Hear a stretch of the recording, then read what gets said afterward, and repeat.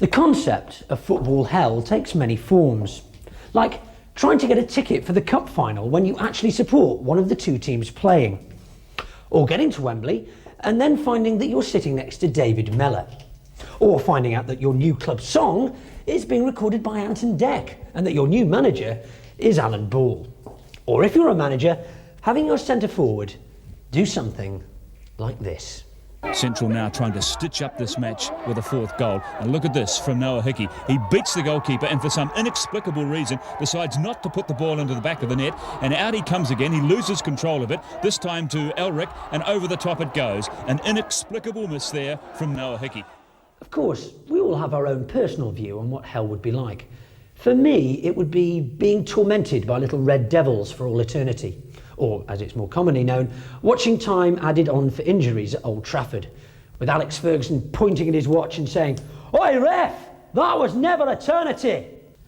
But for every manager who's desperate for a few more minutes, there's another manager who's desperate for the game to end. Like the manager of this Bulgarian side, 3-1 up with 89 minutes gone. Sadly for him, his Belgian opponents didn't include Noel Hickey. Gael and Kurtjen. Nico Klaassen. Oh, yeah! Nico Klaassen! Mitaski. Klaassen! Doelster!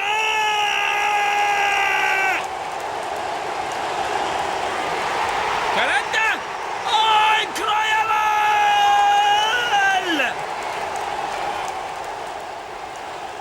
Now, in order to represent the twin concepts of footballing heaven and footballing hell, it seemed to me that the most logical and easy way would be to organise a game of Subbuteo against death.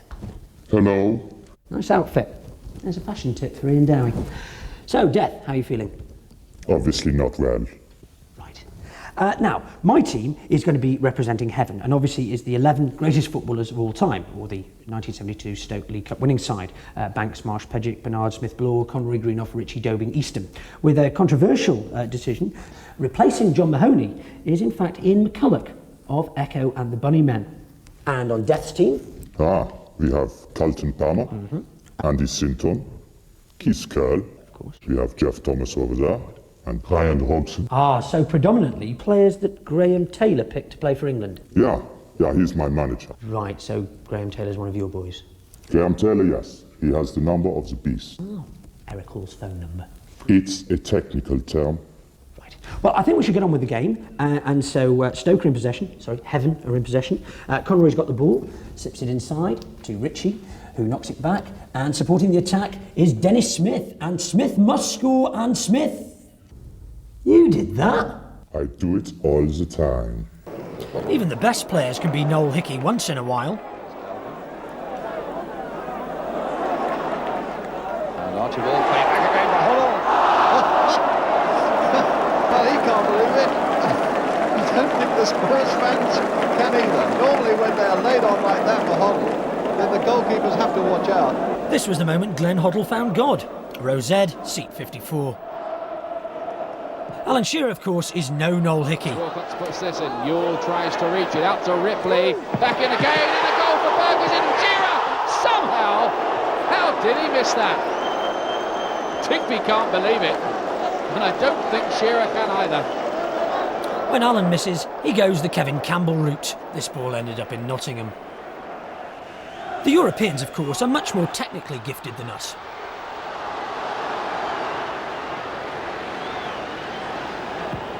Beardsley with a cross. Oh, Ginola. See that, girls? Not so flash now, is he? Here's one from the NZ League, from a Crystal Palace versus Southend match. That was just dire. Bruce Dyer, in fact. But don't scoff, because, you know, running and kicking at the same time's really difficult. For Bruce Dyer. The ball's in the air, where are we? Wimbledon. Dryden's clearance. Wimbledon say they might be moving to Dublin. Good play by Akuku again. And that was an attempt to score on their new ground. Not one for the scrapbook. Oh, I don't know. Have you seen Efna Kuku's scrapbook? Referee Bird's not happy with the tilting wall. Dix takes it anyway. It's Dowie! He's in the crossbar! Ian Dowie shows an unwillingness to go in where it hurts. Well, that's pretty boy strikers for you. It's amazing, isn't it, how commentators never say, and look at Ian Dowie's face. And as for Steve Bruce, well, have a look at this. Intercepted by Bruce. It's difficult to know which is more embarrassing. Giggs. Cantona United looking for number 3. The miss, or that little what a jump. miss. Oh dear.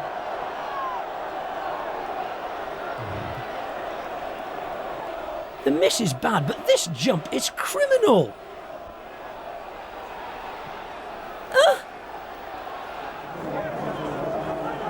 McManaman. Support.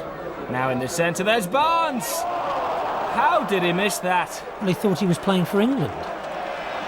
Louis Costa trying to pick out Flacky. He's done so. Great save by Antonioli. Point of interest here for David James. See how the goalkeeper uses his hands to stop the ball going in the goal. Still no way through.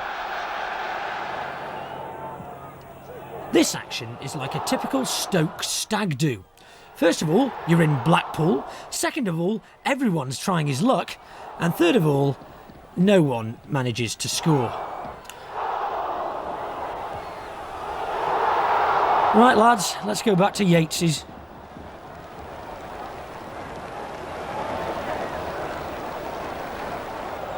Now this was the Sheffield United attack that finally convinced Sean Bean that when Saturday comes looked realistic.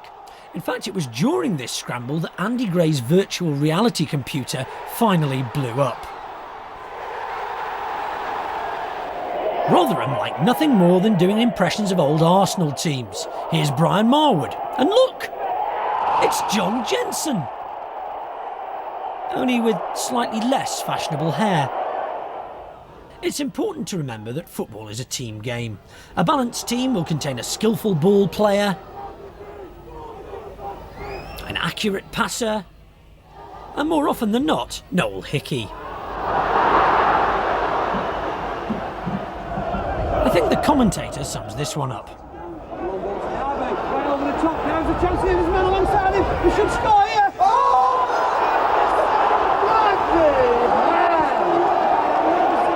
Expect this player to be signed by Everton. Nigerians in a very dangerous situation! And the goal post saves Zimbabwe with the goalkeeper totally lost there. This bloke was playing for Fiorentina in Serie A when he missed from 12 inches.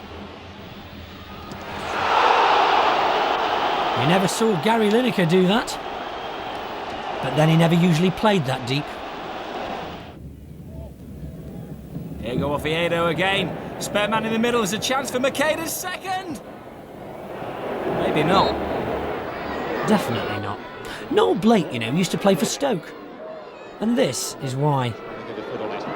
Hughes. Chance for him to drive it in. Oh! Noel then kicks the stanchion, although obviously he was aiming for the post. Watch this Spanish centre-forward playing for Real Betis against Santander. Now we know why the Spanish are cruel to donkeys. If anyone deserves to have a firework shoved up his arse on the third Sunday after Epiphany, it's this bloke.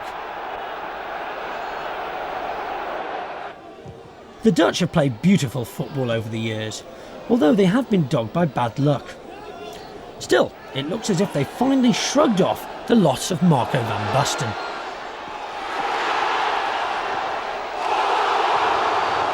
They've brought Noel Hickey.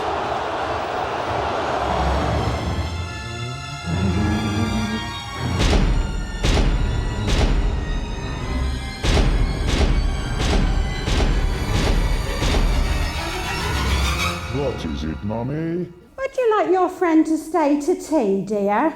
Oh, yes, please, Mrs. Death. Please, call me Pestilence. It's in the tomb when you want it, dear. There is nothing worse than being interrupted in the middle of a game, is there? Bobby Robson wears the carefree expression of a successful international manager. However, it seems that Barcelona president Núñez will go to any lengths to get him out of the Barca bus stop.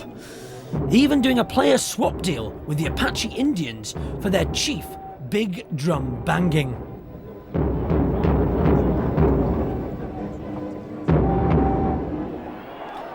The infamous Fulham Derby game. towards Wilson. The crowd gets back, or at least tries to get back partially behind the lines. They're actually standing on the pitch.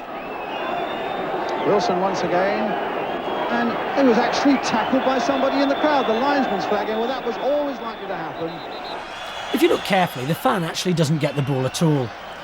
He was later identified as Keith Curl. And we have an intruder. And here's the first contest. It is not enough that evening for committing yourself early to the challenge. The tackle was high. Well, he must have hurt himself a bit off the fencing. He's in the crowd and the chase continues. Now, presumably this woman is a fan of Atletico Madrid. I say this, one, because she's wearing red and white, and two, because she's banging together two of Ron Atkinson's old cufflinks. In Spain, everything's mañana. Here, the players get last week's urine samples back. Now, I think this game's Sheffield United against Stoke, and if it's the one I'm thinking of, those weren't the only two tits on the pitch that night. I tell you what, though, that Samantha's really come out of her shell since she met Des Barnes. Sadly, the Bosman ruling has seen Spain flooded with cheap imports. Here, Thumper, a close season free from was shipped down, shows a distinct lack of tactical discipline. He did, however, finish the club's top scorer. What's happening here? Oh, hello, it's Gaza. No, it's not. It's the reason you bought this video. That is actually Lindsay Dawn-McKenzie, not the thin one, that's Jarvis Cocker. The only girl in Britain, that's Lindsay Dawn-McKenzie, not Jarvis Cocker, who can play herself on side. Dean Holdsworth's wife once claimed that her face resembled the Holdsworth family bulldog, though I doubt that Dean ever looked that far up. Makes you think of Erica Rowe. And here indeed is Erica Rowe. Oh no, it's not. It's actually the world's only Irish sumo wrestler. Now, David Baddiel's attempts to get noticed at matches are getting worse, although to be fair, his mum did make him wear this to avoid the chances of getting salmonella from Chelsea's pies. Aha! The big Greek game. Olympiakos versus AEK Athens.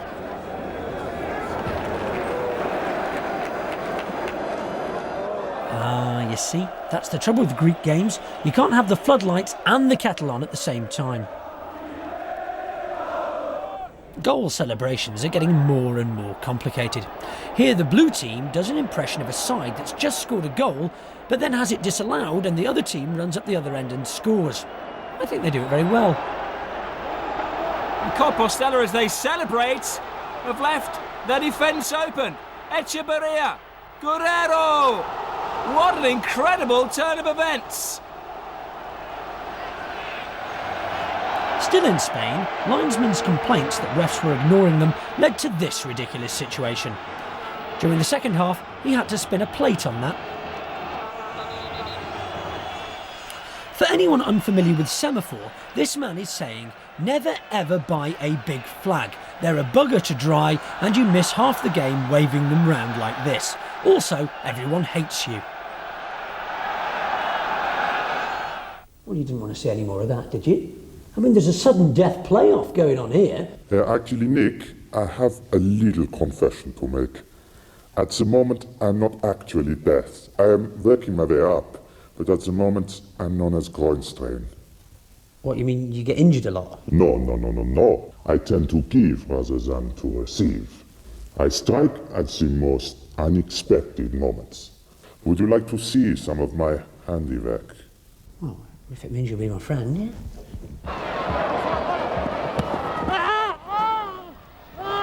The international language of pain. Oh, and it's even worse. The tackler's wearing Predators. Oh, that'll help, mate.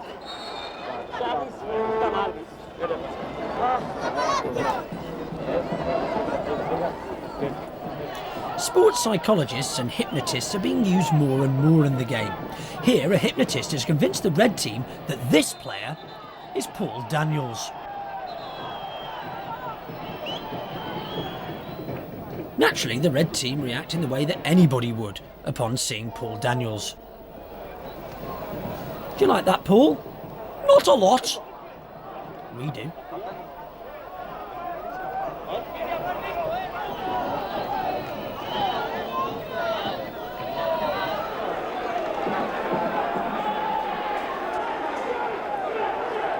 Even a simple throw-in can prove dangerous. And slightly ridiculous. This is the perfect foul throw.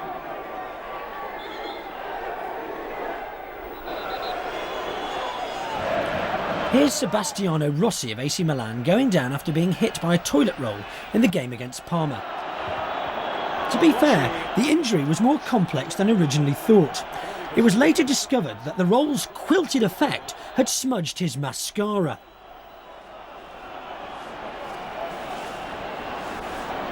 And indeed, it later dislodged his shoulder pad.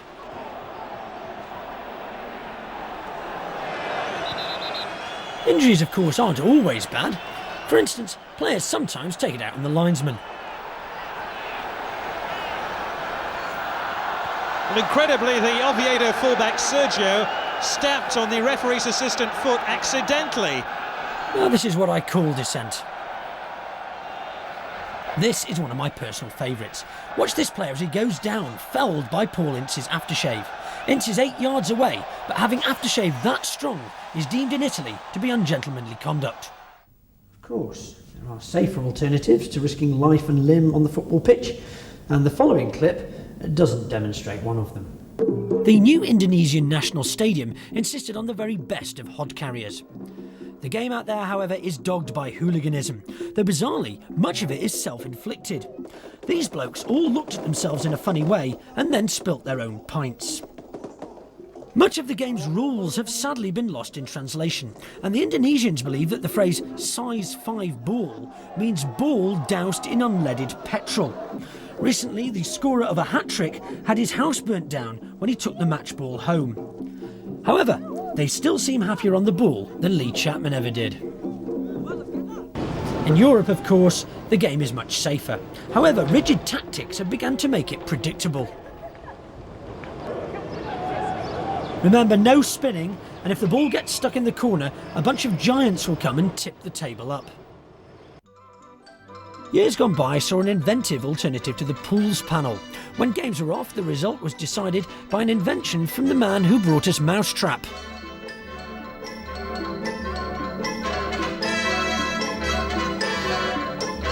Wolves Coventry, home win. Football has brought us many bizarre sights. Here's the famous occasion last year when a game was played using all of Manchester United's kits at the same time. The match was arranged to look for a replacement for Eric Cantona, and here one of the possibles, the Dalai Lama, scores a 97th minute winner. United later arranged the game against the Village People. Of course, for nearly all of us, the idea of playing professionally is just an impossible dream. Well, especially since they took Jim'll Fix It off. Now we're left to eke out our footballing existences, dodging the dog turds in places like this, Hackney Marshes. Do you know, on a given Sunday you can get over 2,000 park footballers here, playing in over 100 individual matches. The changing rooms here can cater for 150 teams. There are nearly 1,000 showers, there are 700 toilets, and there's one bog roll. As for the games themselves, well, they tend to be strewn with errors and cock-ups, and most of the players can't actually play the game of football at all. In fact, it's quite like the professional game. Amateurs and professionals alike know that the first rule is that from the kick-off, possession is 9/10 of the game. If the other team haven't got the ball, they can't score. The trouble with being a much-travelled striker like Ian Dowie is that you can never be entirely sure who you're playing for and who you're playing against at any one time. Here, he gleefully heads into the West Ham goal. His teammates seem upset, but Dowie's quite happy. And indeed, he compounds his error by running to Harry Redknapp and saying that he doesn't care because he's heard that West Ham are interested. Errors are often caused by the close attentions of forwards around you. Here, Andy Myers nods into his own net. Own goal from Andy Myers. An extraordinary error and it goes from bad to worse for Chelsea. You've got to feel sorry for him. All his teammates called, and Andy was confused, thinking he was still on holiday. Sadly, it's necessary to tell you that the defending team here are the ones in the right. A well-organised defence is like a military unit. So welcome, ladies and gentlemen, to the charge of the Light Brigade. Elkins. Teasing cross, Holdsworth! Own goal, and one that his brother Dean would have been proud of. Held up in for Chapman, who finds Cantona. Wallace going through quickly. It's lifted back towards Cantona, and Gale didn't really know what he was doing. Well, he did. His manager had told him to do anything to stop Cantona scoring. Still, at least he's got his looks. Now this is a rarity. A goalkeeper who actually can hit a donkey's arse from 2 yards.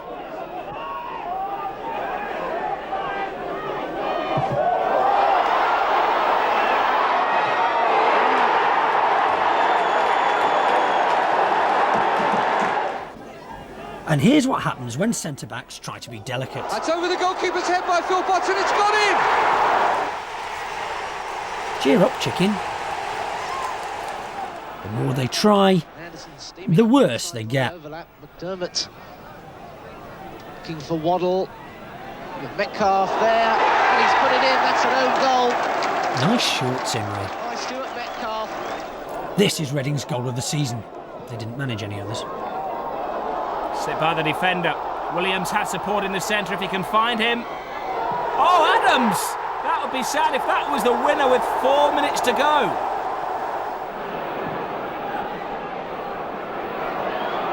Here we go. A diving own goal from Steve Jenkins of Huddersfield. Always a bigger threat to the Huddersfield goal than either Peter Unlove or Mike Newell. It doesn't really get any worse than being Steve Jenkins. 1, no one's heard of you. 2, you score an own goal. 3, you have to look at Paul Devlin and Kevin Francis. And 4, you're sent off at your own manager's request, to the sound of your own team cheering. And remember, defenders can be heroes. This one chose not to be. But he did get 25 quid for this clip from You've Been Framed.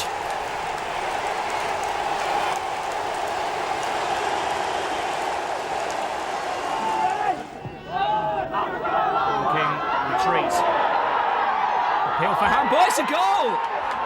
Goal, Western Supermare, Woking Nightmare. But remember, ultimately, the manager is the one who's to blame. This side are managed by Frank Spencer. He later said that he was very disappointed with the defence. Betty, he said, the sweeper played like a cat's whoopsie. Man on, man on! On me head, on me head! Knock it wide! Come on, Nick, attack the space! Will you lot shut up? I'm trying to take a penalty. Ah, the video maker's friend. I love you, Peter Devine.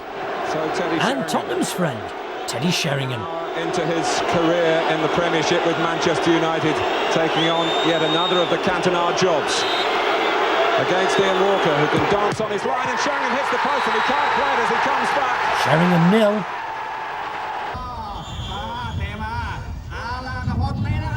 Dumbo 1. It's always a mistake to presume that just because someone's in a football ground that they have any interest in the game of football at all, or indeed any knowledge of it. In fact, I once saw Graham Taylor at an England game. Take this man wandering aimlessly at a football ground without a clue what's going on. Strangely, he's able to speak in talk bubbles. He's not the chairman, no, he's lost his wife. We'll come back to him later. Meanwhile, here are some lovable scamps trying to steal the spare match ball, using a pair of crutches nicked from a disabled spectator. If only they'd borrowed his glass eye as well, they'd have realised you can't get an 8-inch ball through a 4-inch gap. Ah, still looking. I think Alfred Hitchcock's overdone his cameo in this video.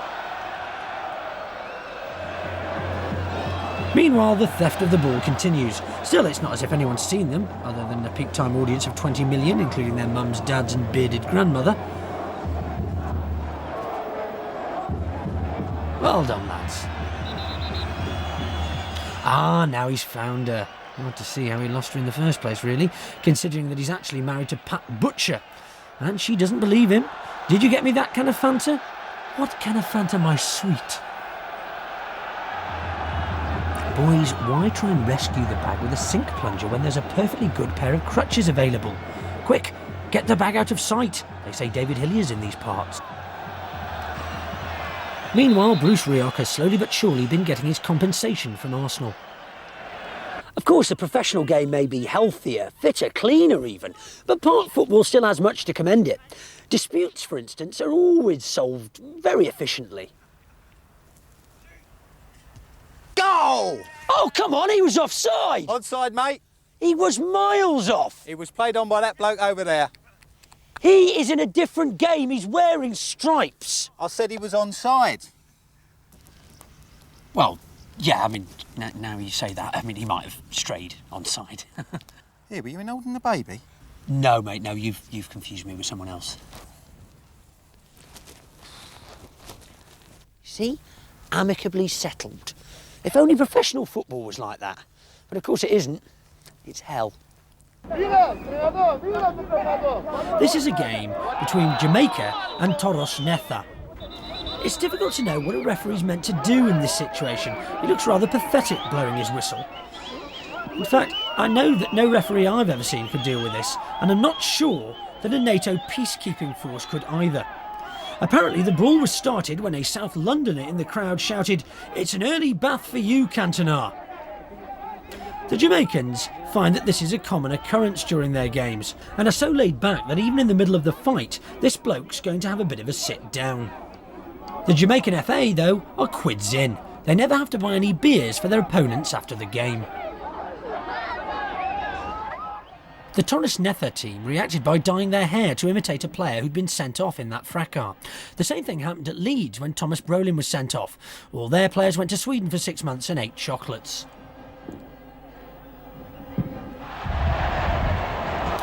Here, a player is unfairly sent off for kicking an opponent very hard in the leg.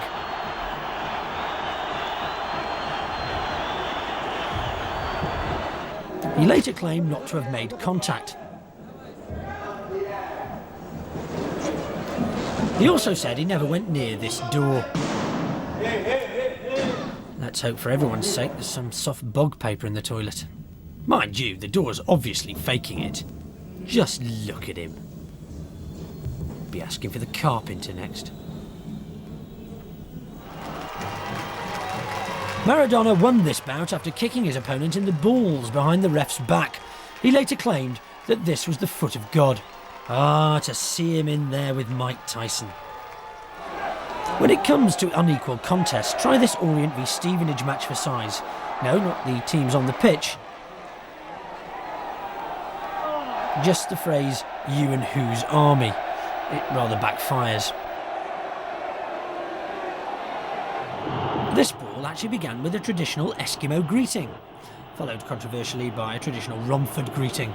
There was also a nasty moment involving the cameraman when the players discovered that the rights to the game had been sold to Channel 5. Things escalated when it turned out that one of the players had borrowed the other's hairdryer.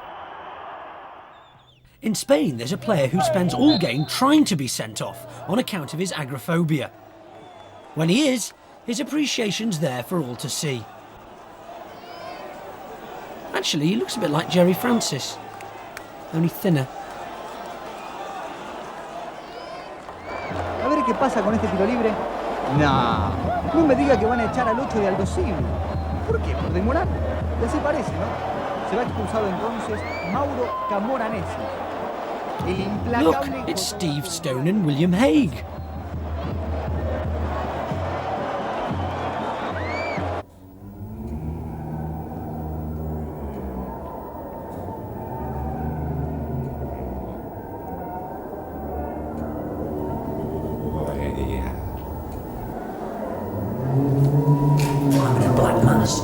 Tell you what, it's not a bad day out. Think what you like about these boys, they do know how to organise a thrash. In fact, one of the chaps has just bought my soul, which I thought was very kind of him, and I got a good deal too. In exchange, I think Stoke get promotion, Port Vale get relegated to the Auto Parts Division 9 or something like that, and I got 50 quid cash back, which I thought was very good. And the thing is, it's not that rare, you know, because how else do you think that Newcastle came back from 3-1 down against Leicester? Unless it was with the help of the Prince of Darkness, and of course his gargoyle-faced helper, Peter Beardsley. Elliott. Too high even for the aerial abilities of Messrs Shearer and Ferdinand. Gillespie, though, has a chance to put it in a better level. It's over Ferdinand. Asprilla was coming in behind, and the shot from Robbie Elliott.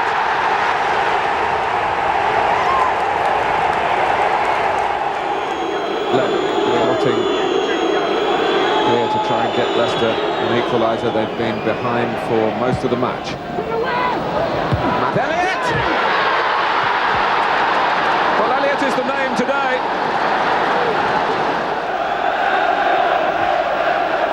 There's another chance for Matt Elliott. Heskey, and it's put in by Claridge, and Leicester are in front. Extraordinary events here at St James's Park. Oh, Heskey's onside. Emil Heskey, and it's 3-1. He hardly broke his stride, and he drilled it under Hislop. It's Shearer!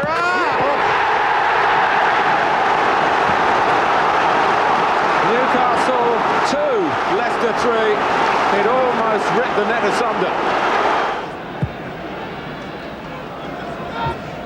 Newcastle gearing themselves for a real onslaught now to try and get something from this game.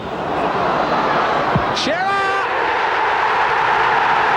Well, they've got it back to 3-3.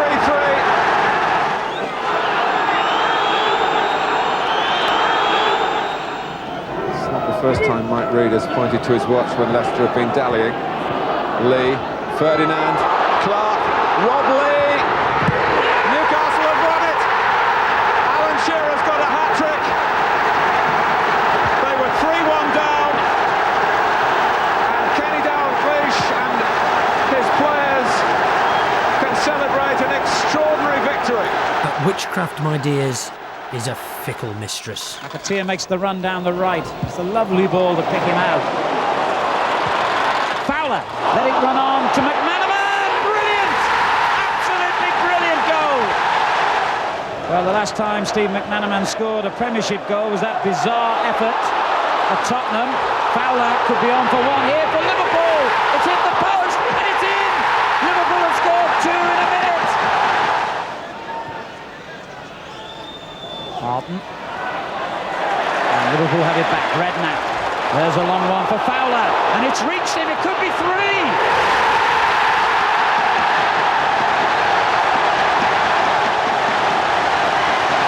What a half for Liverpool. Albert. Picked up by Gillespie. It's a good effort. And a mistake by David James. A mistake by David James? Oh, there's a rare idea. Oh dear, Redknapp's presented it straight to Ginola, who looks for Asprilla with an excellent ball, and Asprilla has made it 2 for Newcastle. And suddenly, Liverpool's seemingly invincible lead has crumbled. But with 3 minutes to go, as someone once said, it's not all over yet. And here goes Asprilla, Cavamba, and suddenly James is in a mess. And would you believe it? Newcastle have done it. Warren Barton slides it in. Liverpool's defence in tatters.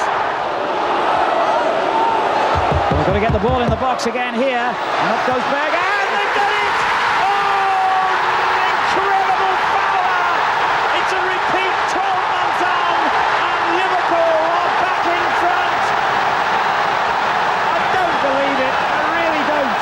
Yeah, so what? We have games like that at Stoke all the time. It's just that they happen at Vale Park.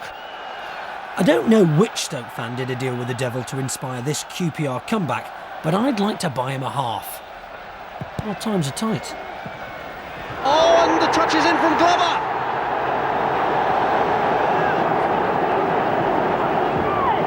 Here's Guppy.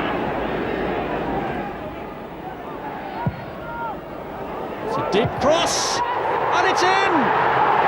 Mills with a header. It's 2-0. Flicked on by Mills, and Naylor has found the gap behind Brevitt. Support lacking, arriving now in the form of Mills. Naylor's looked for Guppy, and a great chance and a goal for Janssen. It's 3-0. It's Janssen's corner. Oh, and it's gone in. It looked as though it went in off Matthew Brazier's head. Sinclair. Oh, and it's headed into his own net by the debutant Holwyn. It's hard to believe that Rangers had any hope of overturning a 4-1 deficit, but if they did, they've probably just been carried away on that stretcher. Just looking towards Dicchio. Holwyn clears. Impey. Oh, what a great strike, and what a great goal! Peacock. Dicchio. Oh, this looks dangerous. It's Murray! And it's a goal! Would you believe it? The revival is very much on now. Sinclair. Impey's there, gets it across. Dicchio! Oh, it saves Spencer! Absolutely unbelievable! Do you know, I've always had a soft spot for those blue and white hooped shirt scamps from Loftus Road. This shouldn't be on a video called Football Hell. This is charming. But please do remember, those of you at home, if you are going to make a deal with the Either One, there can be a high price to pay. Remember the rabbit in the earlier clip? He used to be a very promising 23-year-old midfield player. Oh yeah, and a couple of chops. All right. Of course, if your team's so crap that not even the black arts can help them, then the best you can hope for is a serious deluge. Joe Allen's through. Maybe the biggest obstacle here is trying to get around the puddles. Defender half stops him. Not enough. Now here's a hint for club chairmen everywhere. It is a false economy, repeat, false economy, to make advertising hoardings from bread. Diego Maradona was a great hero in Spain, but it's true to say that more than one game was called off by his terrible bouts of sneezing.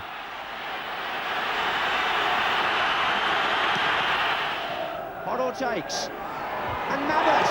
And out from under the bar by Sharp, I think. One unnatural disaster occurred at White Hart Lane on a particularly hot night. The wagon wheels melted at the refreshment stall.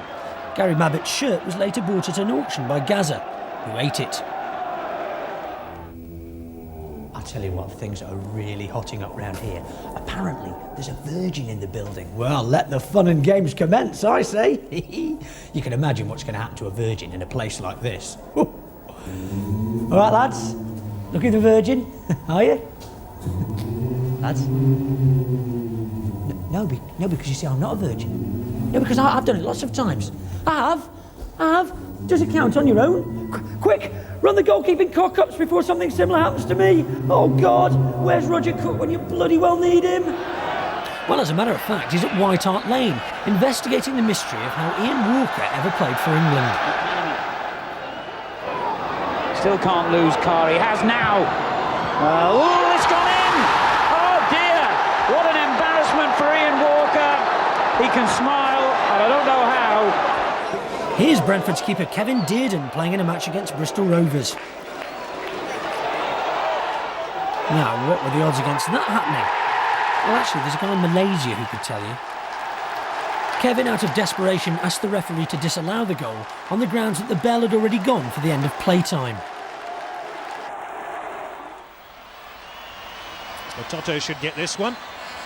Oh, the goalkeeper's missed it! And the goalkeeper, Battistini, completely deceived. How do you explain the inexplicable? The ball hardly bounced, and the goalkeeper hopelessly caught out. But even that doesn't compare with this Norwegian's hellish mistake. They still have national service in Norway, despite this guy who wiped out his entire platoon in a grenade exercise.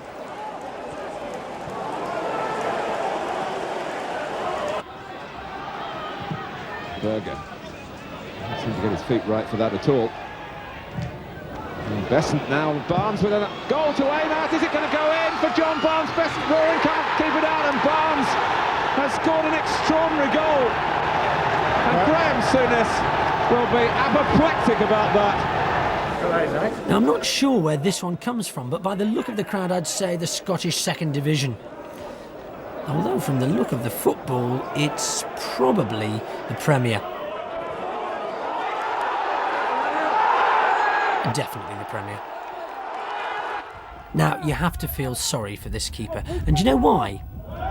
Because he's shit.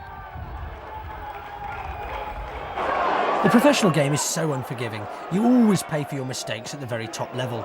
Here, Fulham pay for going to the Noel Hickey masterclass during the summer. Noel will be proud.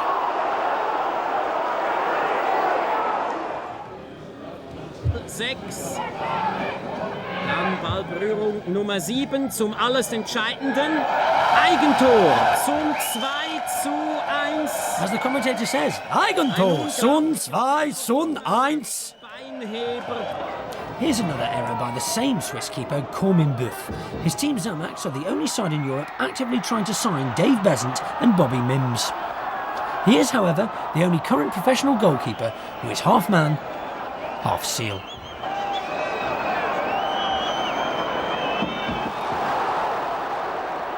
Beresford is away. Good cross from him.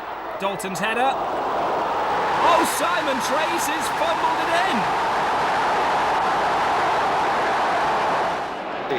And now, the master, David James. Great skill from Gary Neville. Cole will challenge James. Oh, David James, another catastrophe. Ineptitude in a nutshell. David James lets in Andy Cole. As Roy says, that's football. Perhaps young David should go to Mexico, where they consider him solid and dependable.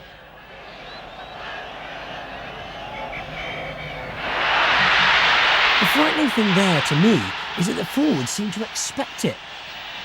The goalkeeper's squad number is 67. Apparently, Peter Shilton is his understudy, but can't kick well enough.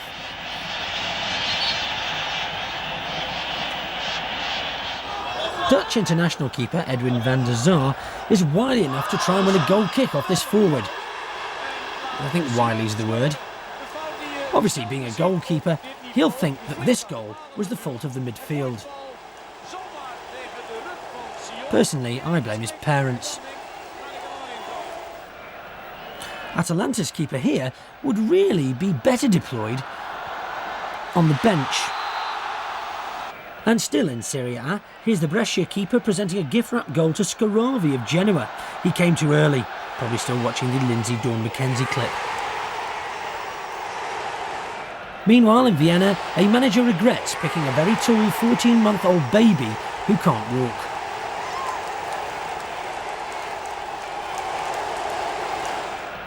The really tragic thing about this clip is I bet those two argued about who actually scored the own goal.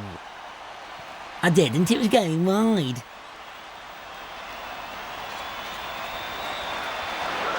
Someone's told this Norwegian keeper that if he actually touches the ball, he has to kiss David Mellor. Look at the fear on the boy's face. Careful, careful. Safe. And here's the keeper of Pereira FC, cleverly allowing his opposite number from Deportivo Cali of Bogota to score against him with a free kick. By the way, for all of those of you who hadn't thought of playing poker for a while, here's a handy reminder at the side of the pitch. You might also like to try whist.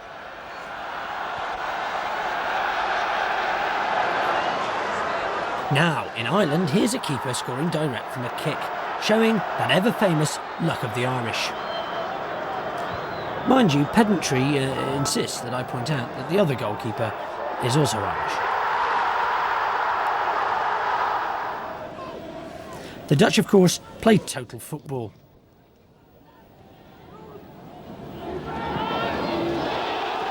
Oh, beautiful.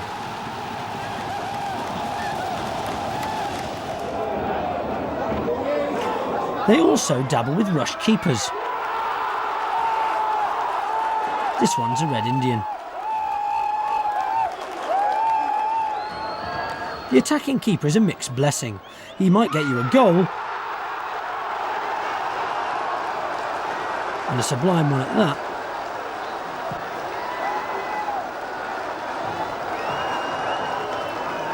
But his positioning does tend to go to pot. He later claimed he'd only come this far off his line to narrow the angle. Good decision.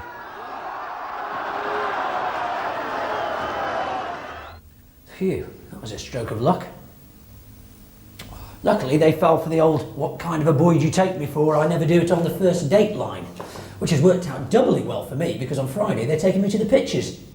In the meantime, I have had to promise to fix a couple of them up with some friends of mine. Here's Eric appearing collared down on the catwalk of a Paris fashion show. Allegedly, he later wanted a percentage profit of all jackets sold in the world on the grounds that he once wore a jacket. Have a gander at this linesman. We don't know his name, but looking at this, you wouldn't be surprised to hear that he was delighted that both teams had come out at the start of the second half. This defender said he just wanted to check if Valderrama's pubic hair was as stupid as the rest of it. However, it turns out he's got his gelled back in a side parting. Of course, the fickle nature of fate is one of the enduring joys of professional football. I mean, you know the old cliche, 1 minute you're up, the next minute you're down. Unless, of course, you're Notts County, in which case 1 minute you're down, the next minute you're even further down. This guy's been supporting Cadiz FC for 30 years, which isn't that impressive when you think that he's 109. He's never missed a match or a half-time beef burger, and here he is boring anyone who'll listen to him with claims that he in fact invented the Smurfs and has a special hat to prove it. His wife knitted him the hat in the hope that it'd roast his brain in the harsh Spanish sun. The wool was bought by public donation.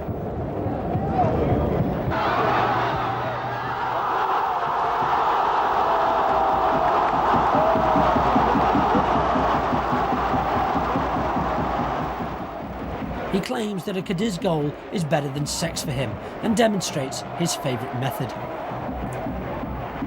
As the goals go in, he's surrounded inevitably by all his friends. But this is a tragic picture for this once great man. St. Greavesy now seems a long time ago. All he has left is his faith in blue plastic seats. Of course, football can be hell, but it can also be heaven. I mean, when you clean through with just the keeper to beat, you get a feeling unlike any other one in the world. Oh, my groin. I told you so, Nick. Oh. Just remember that one man's heaven is another man's hell. So as you watch these goals go flying in, just spare a thought, would you, for the conceding team's goalkeeper, manager, and of course fans.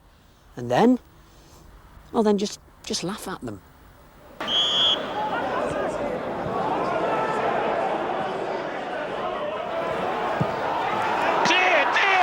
I don't believe it. What a goal we have just seen from Roberto Carlos. That is amazing.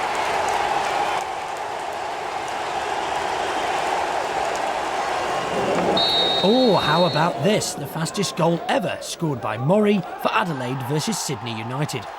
So fast, in fact, that most Aussie fans only had time to drink 6 cans of 4X each. Anything David Beckham can do, Sean Smith can do better. And in fact, he's nipping around to Posh Spice's place later on.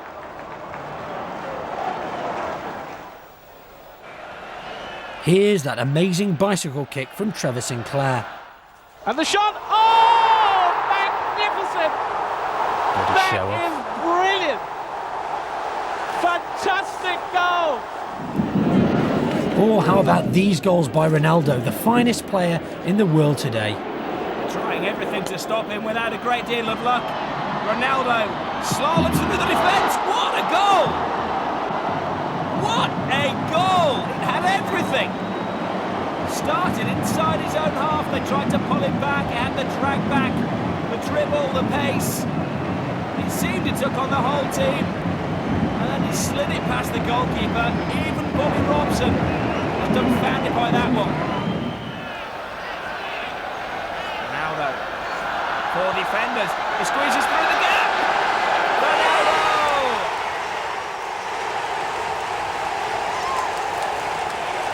Well, again, it was his turn of pace. How did he get through that? Oh, memories of Stuart Pearson. Ronaldo. Expect anything when he's got the ball. Expect a goal.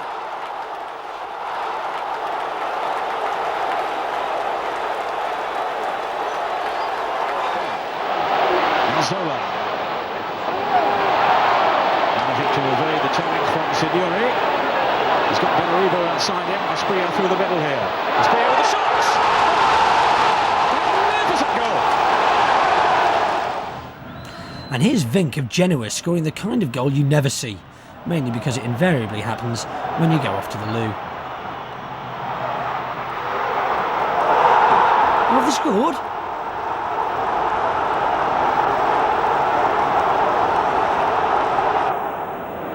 Gans, saved by Civoni. Jokayev, oh, what a brilliant goal! It has to be one of the goals of the Serie A season. What a volley to loop the ball over Civoni, and a brilliant goal here for Inter. Now, if you're a Wolves supporter, close your eyes. You know, like you do on Saturdays. It's Di Chio. Oh, what a goal from Daniele Di Chio! Here's one to remember from Paolo Di Canio for Napoli, doing a fantastic job of scoring on a pitch littered with the ripped-up contracts of various Middlesbrough players.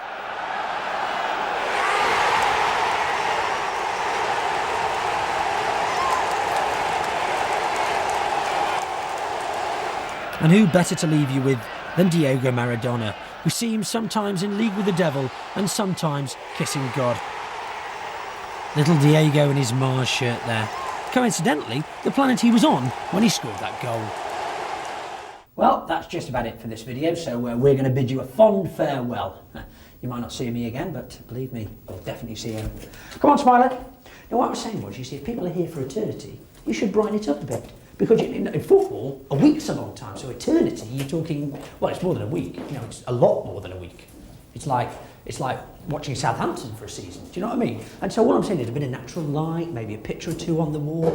You know, I think it isn't too much to ask. Bye